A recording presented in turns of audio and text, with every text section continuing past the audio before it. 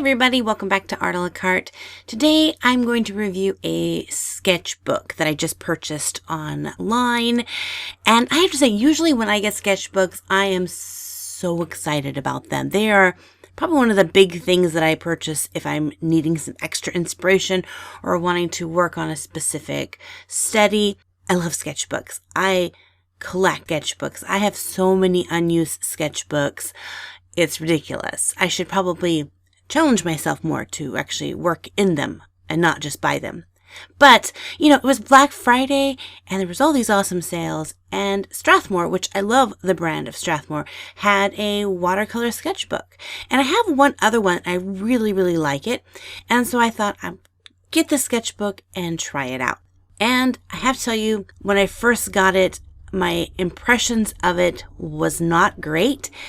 And as I played around with it more, my impressions only got worse. So the first thing that I didn't like about it was the cover. The cover felt like that really cheap craft foam that you can get like in craft stores. You cut out, it's like spongy and just, that's what it felt like. It had a little bit of cardboard backing on the inside, but not like stiff or anything. So yeah.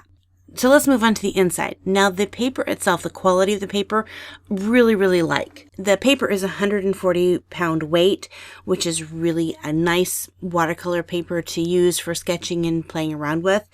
And there are 48 pages in this sketchbook, so I had lots of really good pages. I love the paper. I love the quality of the paper. I like the size of the paper. I can even move past the feeling of the cover. It's not that big of a deal.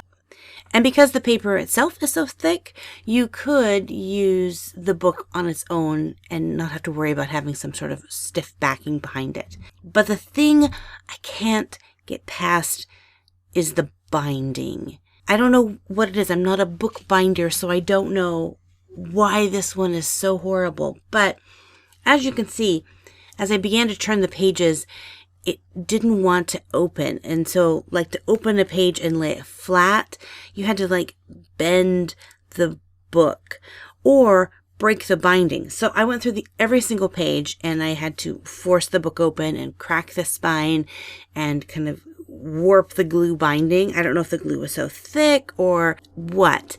But after I finished this, the book opened up much better, but then it became fluffy. And there was so much air in between the pages that as I began working, every time I would push my pencil down or my paintbrush down, it was like a little bouncy house. It never stayed flat. Not that like when I added water that the pages warped. Later on, as I really drenched this with a lot of water, I really had very little problem with the page buckling because of that. It was just the binding. It was like I was drawing on a pillow. It was not a fun experience. This sketchbook did not inspire me to create and draw and paint. I will say I did have a ton of fun using my Inktense color pencils. I haven't used them for a little while, which was funny because I did Inktober for about 12 days, and I could have used them during Inktober, and I'm not sure that I used them at all, maybe once, but I didn't. So I really had fun playing with them, and I really just scrubbed the color in there, and I got some really in-depth color. It was really nice for the background, and I loved playing with it. That was really fun.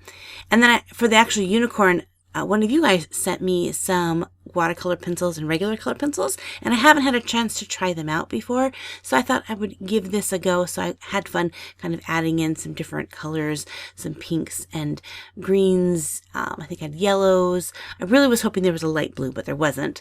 The brand that you guys sent me was a Faber-Castell watercolor pencil, and I really, really liked it. It blended beautifully. It had really good, bold color. The pencil part itself went on nicely, so I do like the Faber-Castell watercolor pencils. I do love the Inktense colored pencils, and not so much for the sketchbook. So my plan in purchasing the sketchbook was to give you guys a good option for sketchbooks. I receive a lot of questions asking what my favorite sketchbook is or art supplies. So when I purchase these, I really hope to find you good art supplies. Unfortunately, this one was not so good. So I wouldn't recommend it. I will link it below where I purchased it. What doesn't work for me does not mean it won't work for you. It could work beautifully for you. Yeah, just not my thing. I will link this sketchbook, plus I will link the watercolor sketchbook that I have that I really do like. I'll link that, plus the other art supplies that I used in this video. Thank you guys for hanging out with me on this kind of disappointing video. I don't know. I guess my disappointment is your benefit, because maybe it will help you guys not to purchase some art supplies that you won't be excited about. If you're brand new to my channel, make sure to hit that subscribe button so that you don't miss out on any future videos. And as always, God bless you guys, and we'll see you in the next art video.